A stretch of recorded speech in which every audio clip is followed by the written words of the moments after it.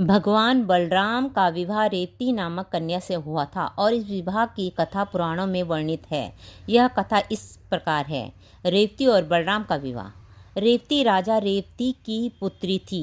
राजा रेवत बहुत ही शक्तिशाली और समृद्ध राजा थे और उन्होंने रेवती के लिए एक योग्य वर की तलाश की, लेकिन रेवती असाधारण रूप से लंबी और सुंदर थी और राजा रेवत को कोई उपयुक्त वर नहीं मिल रहा था। इसलिए वह अपनी पुत्री के साथ ब्रह्मा जी के लोग गए और उनसे सलाह लिए। ब्रह्मा जी ने राजा रेवत को बताया कि वे पृथ्वी पर बहुत समय से अनुपस्थित थे और अब युग बदल चुका है। राजा रेवत और रेवती के त्रेता युग में ब्रह्मा जी के पास गए और जब वे पृथ्वी पर लौटे तो द्वापर युग आ चुका था। ब्रह्मा जी ने राजा रेवत को बताया कि अब द्वापर युग में भगवान विष्णु के अवतार श्री कृष्ण के भाई बलराम रेवती के लिए सर्वश्रेष्ठ वर होंगे।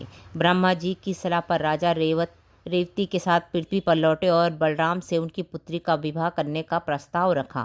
बलराम जी ने इस प्रस्ताव को स्वीकार किया, लेकिन रेवती की लंबाई बलराम के समय के मनुष्यों से बहुत अधिक थी। इसलिए बलराम जी ने अपने हल, जिसे वे हथियार के रूप में प्रयोग करते थे, द्वारा युवती की लंबाई को छोटा किया, जिससे वे सामान्य हो गए।